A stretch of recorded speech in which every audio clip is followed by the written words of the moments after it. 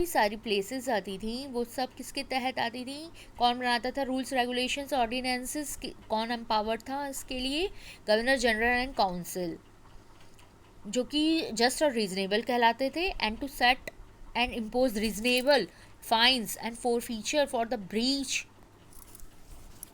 Of the non observance thereof. जो act था subject करता था लेजिस्लेटिव अथॉरिटी को, The Act subjected the legislative authority of the Governor General and Council to certain conditions। अब इनमें conditions भी लगती थी इस तहत गवर्नर जनरल एंड काउंसिल के पावर्स को, लेजिस्लेटिव अथॉरिटी को certain conditions थी। कितनी conditions थी? ये 4 conditions थी। उनमें से पहली conditions ये कहती है कि जो रूल्स और रेगुलेशंस मेड जो उनके द्वारा बनाए जाते थे वो रेप्यूगनेंट नहीं होते थे लॉज ऑफ इंग्लैंड के प्रतिकूल नहीं हुआ करते हों। सेकेंडली, जो they required as a condition to their validity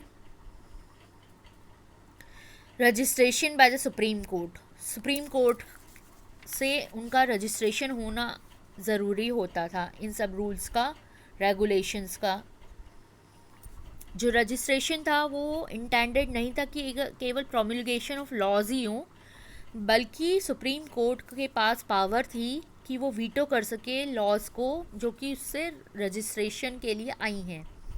तो सुप्रीम कोर्ट पे वीटो पावर भी थी रजिस्ट्रेशन के लिए। जो भी चीज़ें आती थी, जो भी लॉ आता था, जो भी ये आती थी चीज़ें, लॉज आती थी, सबमिट होती थी फॉर रजिस्ट्रेशन, उसके लिए वीटो पावर था सुप्रीम कोर्ट के पास। Thirdly, an appeal from regulation an appeal from regulation registered, जो रेगुलेशन रजिस्टर्ड होती थी उससे जो अपील की जाती थी वो किंग इन काउंसिल इंग्लैंड से अप्रूव की जाती थी। But the pendency of such an appeal was not allowed, लेकिन जो पेंडेंसी थी अपील की वो नहीं अलाउ की गई थी कि वो हिंडर करे coming into the immediate operation of the laws को, क्योंकि अपील जो हो गई है वो रोक देगी उसको, उसका रजिस्ट्रेशन हिंडर करेगी, तो वो हिंडर नहीं करने दिया जाता था immediate operation of the laws को, जब का अपील का निस्तारण पूरा तरह से नहीं हुआ है। जब फोर्थली, जो गवर्नर जनरल और काउंसिल है were under the duty to forward all such regulations to England, and the power was reserved to the king in council to disapprove them at any time within 2 years। 2 साल के अंदर disapprove भी कर सकते थे king और council, और सच regulation जो कि फॉरवर्ड की गई है उनको governor general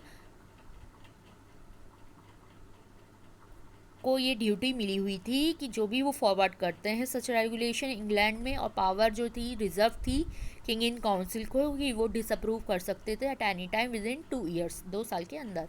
provision was also made to give publicity to the regulations made by the governor general and council. Governor general council जो पब्लिसिटी करते थे इन रेगुलेशंस की, वो प्रोविज़न भी इसके लिए बना था कि वो उसको लॉज की पब्लिसिटी करे। सुप्रीम कोर्ट के पास क्या रजिस्ट्रेशन जो आते थे केवल वो after the expiry, the Supreme court could make registration only after the expiration of a period of 20 days।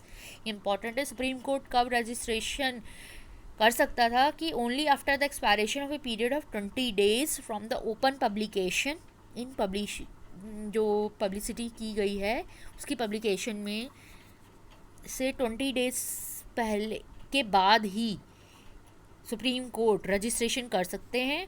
And display of a copy of the regulation, जो रेगुलेशन की कॉपी डिस्प्ले कहाँ होगी, conspicuous part of the Supreme Court में कहीं।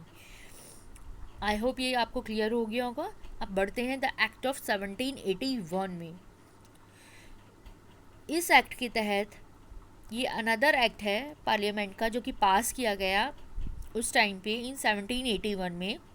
The governor general and council जो थे वो empowered थे कि वो फ्रेम कर सके रेगुलेशंस को for the provincial courts and councils.